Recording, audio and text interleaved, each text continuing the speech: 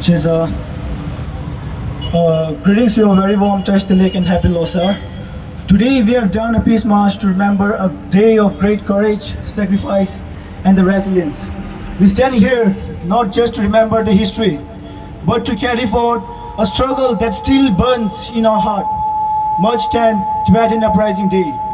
It is a reminder of the blood, the tears and the unshaken courage of our ancestors.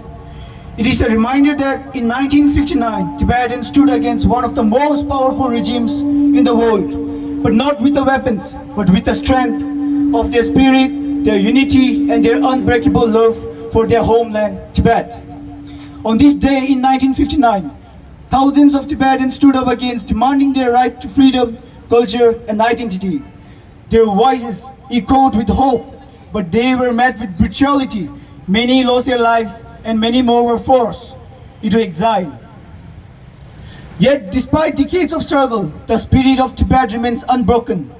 The world had witnessed the resilience of our people, our unwavering faith in justice, and our commitment to preserving our heritage. Our struggle is not just about a land. It is about dignity, human rights, and the fundamental of right of to live freely. As a Tibetan youth, I cannot stand here without feeling the weight of our history. Our grandparents witnessed the loss of our nation. Our parents grew up in exile, carrying the pain of separation. And we, the younger generation, carry the responsibility to keep the Tibet struggle alive, not just in word, but in action.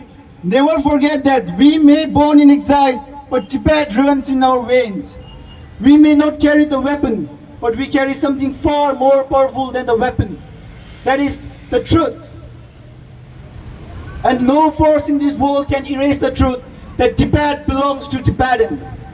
With the blessing and under the guidance of His Holiness the Great 14th Dalai Lama, we the younger generation carry forward the flame of our struggle.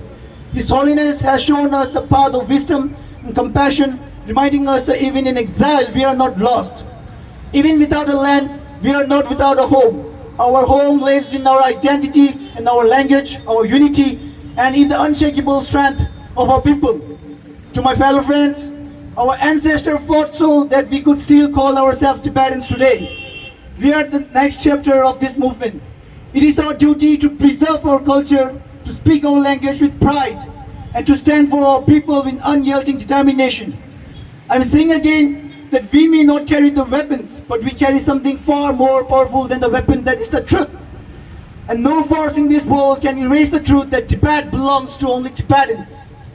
The Chinese government may turn a blind eye to the world, but history remembers. Our voices may seem small, but when united, they become a roar that cannot be ignored easily. His Holiness has given us the vision of peace, but He has also entrusted us with a mission to never forget, to never give up, and to keep the hope of Tibet alive. Today, we honor those who gave their lives for Tibet. We stand for those who are still under the oppression. And we pledge that as long as single Tibetan heart beats with love for their land of snow, our struggle will never end. Let us stand in solidarity with Tibet and those who fight for the freedom. Because history has shown us oppression may silence for the time being, but the truth will never die. That Tibet belongs to Tibetan. Pegelo Tushinam.